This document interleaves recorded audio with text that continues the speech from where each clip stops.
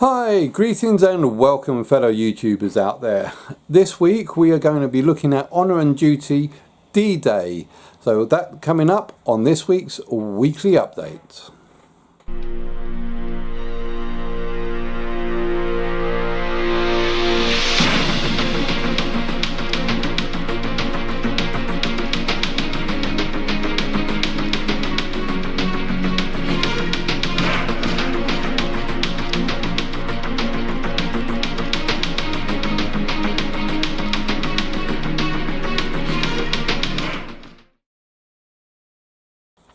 Hi, greetings. Firstly, sorry if this is going to be a short video, but we are having so much fun with playing this game, Honour and Duty. Now, the game has been out this week on the PlayStation Store as an open free beta. So anyone can play it, anyone can join in. It is out there for both VR users as well as flat screen users. On top of that, this game you can use any controller. It's one of the only games out there that allows you to use the aim controller, the dual stick controller, and even the move controller, and sometimes even all at the same time, which I think is really cool. Once you loaded it up, it recognizes that it's there and it's automatically there in game. So I think that is a really cool extra that I've never seen on any other PSVR game at all before. But when I did at one point try to miss them all in at the same time, there were a little bit of confusions, such as I was pressing the trigger for the gun on my one single motion control, and the machine gun on my aim controller was firing, so it can get a little bit glitchy. But saying that, this is just the beta that we've been playing, and as it's a beta, we understand that there are a lot of glitches and a lot of problems that we're trying to iron out. I say we, I mean more or less the developer, Reggie, is trying to iron out. So the idea of this free game, as I said, it is a free game. You can download it and play it for free and just jump straight into the fray. The idea of this free game is that we are reporting back to Reggie. In fact, Reggie, the developer, if I didn't make that clear earlier, has actually been joining in on the games that we've been playing, listening to our comments, listening to our thoughts, and actually taking note of them. If we say that something seems to be amiss, such as people are running too fast, then he will try and balance that by making them slow up or reduce the run speed, or vice versa. If he was saying it's too slow, he'll like speed them up. So I want to say that this developer, at the moment, the way I've seen it, is an absolute genius. He really knows what the consumer, you, me, the gamer, wants in a game, and he is trying his utmost best to deliver it. And not only that, he is actively participating and listening to what we want. And tell me, what other games out there on PSVR have you seen that have done that? I know Cluster Truck, they sometimes invade their live streams, but this person, he really is actively paying attention and saying, okay, my customers want this, let's get this ready for them, let's get this sorted out.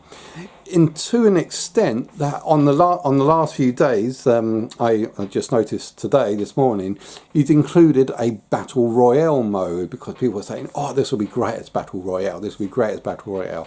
So he's created, in the later maps, he's created a very unique style of playing Battle Royale.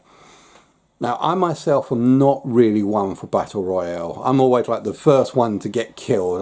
I don't like Battle Royale very much, but I know a lot of people out there do. And he's done it in a little bit of a different way. Because, you know, in standard Battle Royales, you've got the ever shrinking circle, and that circle is supposed to represent the swarm or the storm or something that's supposed to kill you if you get without it.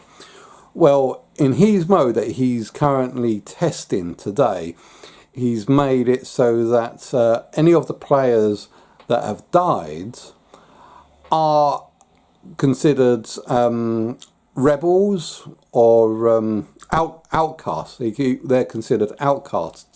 And they run around outside of the circle, and their job is to basically kill or shoot anyone that comes outside the circle. Now I know that if we go up to, which I constantly seem to be actively one of those rebels, I noticed you can't actually shoot through the circle, but sometimes 1 or 2 bullets do go through. But if anyone comes outside the circle, they're open game for us to kill, and yeah, that sort of makes it all the more fun. When you die, it's not the end, it's just the start for the next stage of your game development. But back to the main game itself. Back to the main game, like I said, 2 sides, 16 players either side, total of 32 players, makes up for one awesome battlefield. You can drive cars in here. Now, when looking inside the tutorial level, you've got other things such as you've got jeeps with troop transport, you've got tanks, and you can need about 4 people to crew the tank, 1 person to drive, 1 person to fire the machine gun, 1 person to aim the actual cannon and fire it, and there seems to be a second cannon came a maintenance guy, which I think probably just helps the efficiency of the main cannon.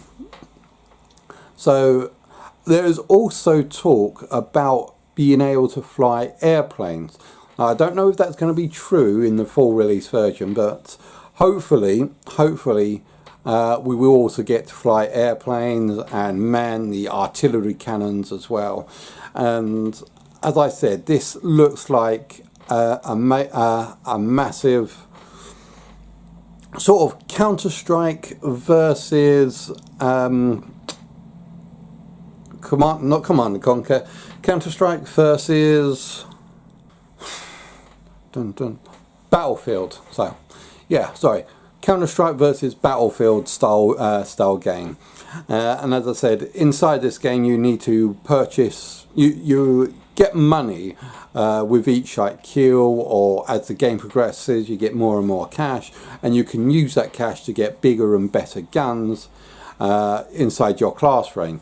I mean, there are several classes like heavy weapons dude, medic, engineer and assault, and you start off with assault and you work your way up the ranks, and each class has different things that you can do, such as like medic heals yourself as well as people around you, engineer I'm sure repairs vehicles, and the heavy weapons dude is more like a sort of walking turret, and that's the class that I'm looking for. I really look forward to like being able to spray liquid death all over the place, and yeah. Now, as I said, with the controllers, you can use multiple controllers at the same time, and this is the first game I have ever seen incorporating this sort of thing as either one controller or the other. In this game you can literally load up all your controllers and it recognizes them. Unfortunately, if you load up too many controllers it does get a little bit glitchy. I mean, for instance, once when I was trying to fire the pistol that I had assigned on the move controller, I accidentally fired the assault rifle that was assigned on my aim controller. But when it's working, it is actually quite good. So it is best work with one move controller and one aim controller.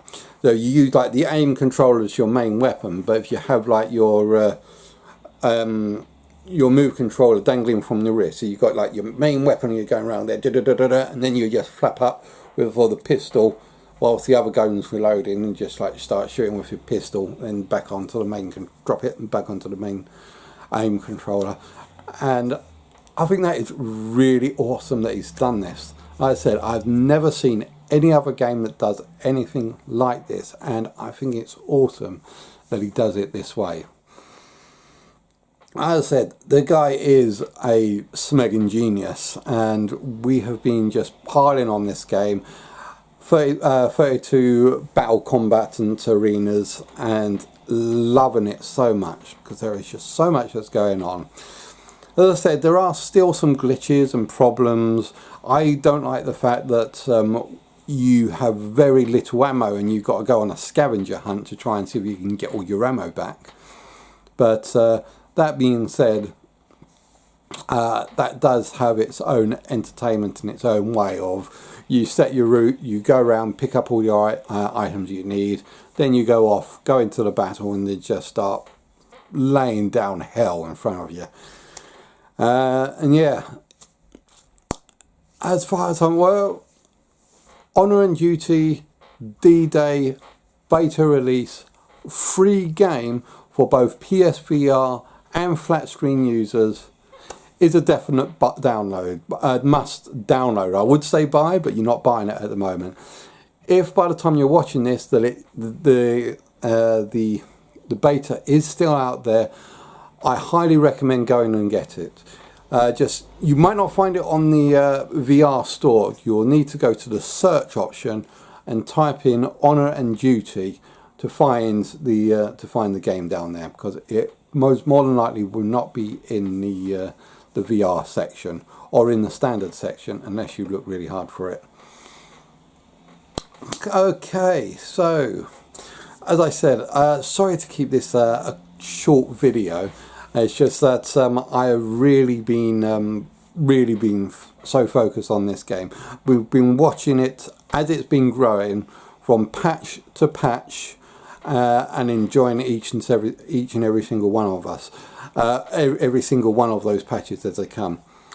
The first patch, when the first game came out, there were very much so many bugs that when we got respawned, we ended up flying all the way up into the air, and I must admit that was fun, just looking around as you suddenly just drop from the skies and plummet to your death. But yeah, they managed to fix that patch up on the first nights of patch, and each and every subsequent patches they got rid of one glitch or another problem, or smoothed this out or ironed that out. Now here's what I'm hoping. Reggie, if you are watching this, here's what I am hoping for in the full release game. Firstly, more maps. We need more than just two. Two is great, but we need more maps, and I'm sure that we've got plenty more maps coming in. Flying those airplanes. Everyone's been talking about it. Everyone wants it. We want to fly those airplanes, and we want to be able to man the artilleries to be able to blow up the airplanes. Whether it be just dropping bombs or Spitfire fighting action. We want aerial combat. We really do want aerial combat. Thirdly, ammo. This has got more deserving of the title Out of Ammo than the game Out of Ammo ever has. We find that there's a bit of an annoyance that we always hardly ever have any ammo.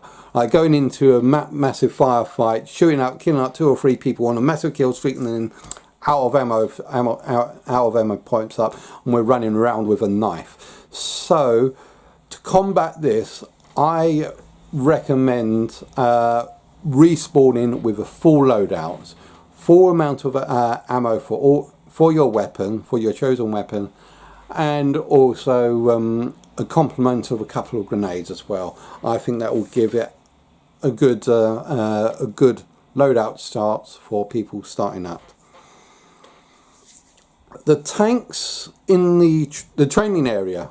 Next thing up, the training area certainly needs to be improved a little bit, because it looks very much underdeveloped at the moment. If someone goes into the training area, they need to know what to do, such as a little pop-up saying press this button to go forward, this button to reload. And speaking of reloads, you need ammo caches for your gun, because we're firing a gun a couple of times, reload it a couple of times, and before you know it, we run out and we can't get any more bullets for the gun. And we as soldiers of VR feel naked when there are no bullets in our gun. Even if it's a training zone and you don't have to shoot anything, you feel naked without any bullets in your gun. So we need to be able to top up those the bullets in the in your pistol. And the training area needs a loadout of all different guns to try. Which brings me to the next point, guns. What the heck is an M42? I have no idea. What the heck is a whatever names that have come up, because when we're choosing our character at the beginning, let's say we're choosing the assault character and we can pick the type of guns, we only see the name and we have no idea what it is. I myself do not like taking the bolt action guns or the sniper rifles. I want myself a full auto gun, and from the names I have no idea what's what. So what we could do is what we could do with is say like a picture of what each weapon is, and maybe a little bit of a description down the side saying, okay, the M1 has this much damage, it has this much fire rate, and this many bullets per magazine, and it also takes this color box of ammo, because I know you've got several different color boxes around the place, and each one of those color boxes represents a different color type of ammo. So if you have that color box in that weapon section screen, say this takes this type of ammo, we know which one we need to be picking up. But yeah, we also need proper ammo replenishment sites as well as medic tents, which brings me to another thing, the medic tents, or when you've got the camouflage, the neck camouflage, we need to be able to walk through the netting of those tents, because when trying to get into those tents to get the ammo packs or the medical supply units, we keep bumping our heads on the collision boxes. I think for certain tents that it's just camouflage netting, and that comes down this part, this much, and we have to keep crouching down to get underneath that. I recommend just removing those collision boxes so that we can get in without having to worry about such invisible collision boxes. Cool. But yes, I think that's that. Oh, and player balancing.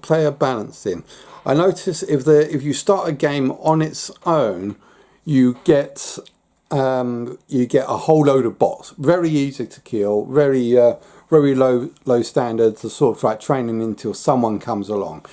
But even still, if it's like one player versus one player on a particular site, we can't find each other. It is on these maps, these medium-sized maps, it's still very hard to find each other. So you spend half an hour just wandering, or well, ages just wandering around trying to find each other. What I recommend is sort of balancing it out, such as if we got 5 bots each team, well, 4 on one and 5 on the other, the remaining one representing myself, then as soon as one person comes in on the other side, then they lose a bot. So more and more people comes in, then more and more bots gets removed from each side, and I think that will be a little bit more better plays, and also it'll look a little bit more combaty if you did have 5 people either side, even though the majority of them are bots. You can actually see them fighting and shooting each other, and it'll be a little bit more interactive and fun to play and watch whilst you're waiting for the real players to actually join in. So I think that would be a good thing to take note of. Okay, so that's that for my little roundup. Yes, I don't think there is anything else that I can say for the game. As I did say, for my standard weekly update, I do apologise that I'm keeping this short and sweet and only to one program. where I would normally just do this as a review, or trying to do this as a review, but I wanted to get it out in this sort of style.